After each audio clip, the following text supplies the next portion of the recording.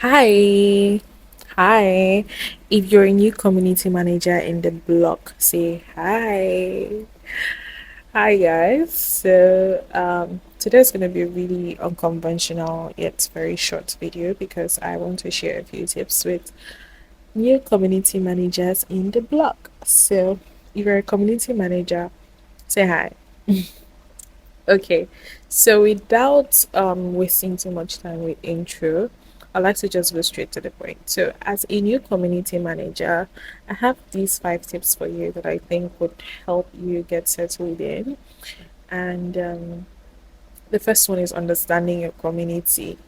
I don't know how to ever emphasize on this enough, but you being a new community manager does not mean that you have arrived, though.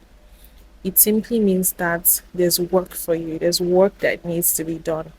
So you need to take out time to try to understand the kind of the community you are called to manage, or the community you're managing. Um, what are the kinds of people that you have in there? What do they do? What's their pattern like? What's the end goal of this community? What's trying to understand why that community exists in the first place and why you are there as a community manager. Are you to drive engagement? Are you to drive user retention? Are you to drive growth? Are you to build programs? There's so many things that you get to do as a community manager. So, first off, try to understand what that community is and what's expected of you. Second thing you need to learn how to do is set clear guidelines. It's a new community. It might be a new community. It might be a community that someone already started before you took up the responsibility. Try to review the current guidelines or set new guidelines. Because the guideline is like that foundation that a community thrives on. So, by guidelines, how should this community operate? When should activities happen? How should people talk to one another? Is it a diverse community? How or when should events happen? What specific channels are for what? That way, people coming in for the first time into that community would see that, you know, there's a structure that needs to be followed. So one thing you want to do for yourself as a new community manager when you pick up a community to manage or you go to help manage a community, ensure that clear guidelines have been set in that community. This will just help make things super easy peasy for you. The next thing that I want to talk about is consistency. You see that deep sigh? It's it goes ahead to tell you how tough community management is. People just feel like community. I don't know. I've never heard any community manager say that community management is easy. It can be very rewarding, but trust me, it's not easy. So you need to be able to stay consistent at all costs. Because trust me, darling, it's gonna get tough. It's gonna get challenging. You're going to ask yourself if you're in the right track. You're going to ask yourself if you should even do this. Human beings will get on your nerves. Things will just not work for some reason. But I would like to tell you to stay consistent.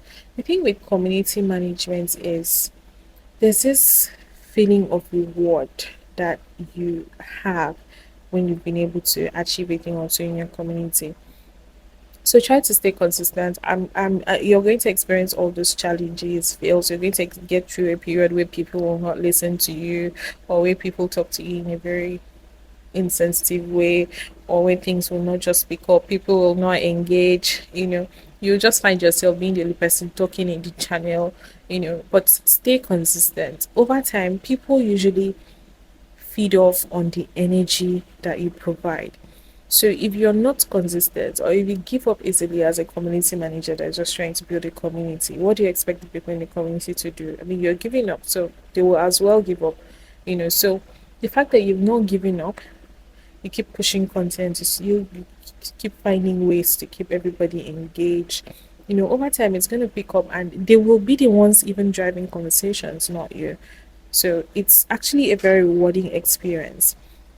The next thing, second to the last thing I'd like to say is learn how to use tools. Don't get stuck with the tools that you already know. Try to expand your knowledge. Try to, identify other tools that will be particularly very useful for your journey as a community manager and for that community. There are some tools that actually are beneficial for some communities that you manage. There are some that isn't so needed in other communities. So try to understand what works for you, figure out what works for you, what makes your work easy, and use tools. Nobody that had said that came back and said that you have to rack your brain on everything in community management. Thank God for AI, which makes things easy. If you're struggling to write, learn how to use AI to make that easy. If you're struggling to do certain things, learn how to. You can literally ask. Me personally, in my personal and in my daily life, as a person outside of tech and even in tech, I use AI as my personal assistant. I've had the opportunity to hire a personal assistant before, and it was a good experience. But then I still ended up doing a lot of things myself. So at some point, like I couldn't even assign tasks to the person because I'm like, I'll still end up doing this thing by myself because you're not. People just feel like personal assistance is, checking emails and starring it, starring the email for me to come and respond. Why not take the initiative and respond on my behalf? Being a personal assistant means that you should be able to do certain things that I'm doing, So after going through that phase for like 3 months, it was a really nice experience and the person actually tried, she did a great job. But to me, I wasn't satisfied because I still ended up doing a lot of things myself. So that led me to start using AI as a personal assistant. One day it just occurred to me that Chat GPT has been built with a language model that has pulled in a lot of data from lots of researches that dates way back. So can't I use this guy as my personal assistant? Because you have a whole lot of data in your head. So if I need something, you should be able to put it up for me. So I did an experiment. I started a conversation with AI. Yo, what's up? Said, hi, I'm here. How are you doing? I'm fine. Can you be my personal assistant? Yeah, sure. That's what I'm here for. And I started asking certain questions and looking for some data and research. And it started pulling up that for me. And it just occurred to me that I can actually use AI to do anything and everything. But the thing is that people just use AI for AI. Not everybody understands that AI cannot be any other thing more than it already is. It's a machine, it's a language model that has been built with lots of researched data. It will obviously sound robotic and computerized. And sometimes you need to be able to pick up the information that AI is giving to you and make it sound more human. That's why sometimes people do things and are like, another person will say this is AI generated. As a community manager, you can actually use AI to leverage, you can actually leverage an AI and use it to your own advantage. So you can even ask AI to recommend tools that you can use for managing social medias, your social media accounts, or tools that can help you proofread documents. You can even ask AI to help you proofread documents. There are several things that you can do. So just find your way, use tools, experiment, research, ask AI to help you, and it's definitely going to, do that. The last thing that I want to talk about is experiments. Now, one thing that I have seen some junior community managers do is that they get scared easily of experimenting certain things. Community is not a one size fits all. Something might work for community A, but it might not necessarily work for you or work for your community. Let's say you're managing multiple communities. You'd realize that the strategy you're using in community A isn't the strategy that is working for community B. You're obviously using another strategy. In most cases it works, but half the time it doesn't. So you need to stop being scared and experiment. Now, if this makes you feel better, the person that hired you, your CEO, might not even know what community management is or how to go about certain things. They probably don't even know their way around it or what needs to be done in a community. So you're the expert here and you need to own it. You need to experiment. You need to learn to experiment. You need to learn to speak up and defend your experiments. Now, one thing you should understand is that most of these experiments would fail and would fail woefully. But most important thing is, as you have experimented, it would help you learn and grow beyond that point. So if something fails, you would be able to see why it failed and what you should do the next time. If it succeeds, you should be able to know how and why it succeeded and if there's any extra thing you need to add to make it succeed more. Right? So do not be scared, do not be afraid of experimenting things. What's the worst case scenario? It will fail and life goes on. You know, thousands of things that we do today that are successful, there are people that actually started them, and tried to experiment different things and it didn't work before they finally got to the stage where they are, that every other person had to start adopting it. So do not be scared. And lastly, reach out to people. You are a community manager that is trying to build and grow. Reach out to other community managers. Go on Twitter, go on LinkedIn, you know, just use keywords like community management, community building, program management. Use different keywords, navigate to people, search for profiles that catches your interest, profiles of community managers that have been in the industry before you. Connect with them, book coffee chats with them, learn from them. You might not necessarily book those coffee chats to, pick their brains or ask them for something. You might just ask them like certain questions. They might not necessarily need to help you do anything at that point, but just establish those connections. you know Compliment them, tell them you like what they are doing, follow the work that they are doing.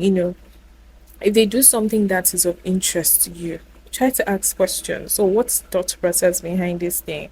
I'm trying to create an initiative or an activity or a program in my community and I got stuck, or this happened or that happened. What's your thought on this? How should I handle this? Over time, when people see the dedication you have as a community manager, it's very easy for them to help and recommend you.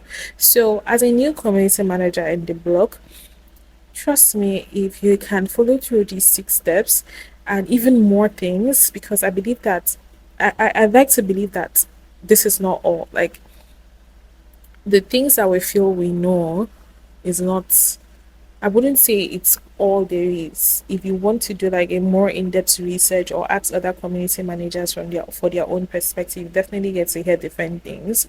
So try to reach out to people, try to expand on your knowledge. But I believe that with these few points that I've mentioned, I believe it's gonna help you, transition into that full community manager mode where you just take risk and take matters into your own hands to, you know, make efforts to build a strong, vibrant, and robust community. So I wish you all the best as a new community manager. I'm always open. Well, not always open. Feel free to reach out to me on LinkedIn or any platform that I have a presence on, linked in the description section. Feel free to reach out to me to book coffee chats. I'm definitely more open to having conversations with community managers and helping out as much as I can. You can also feel free to use the resources that I have in my main stack profile, like the content calendar, and some other things that would help in your journey as a community manager. And do not forget to always give feedback.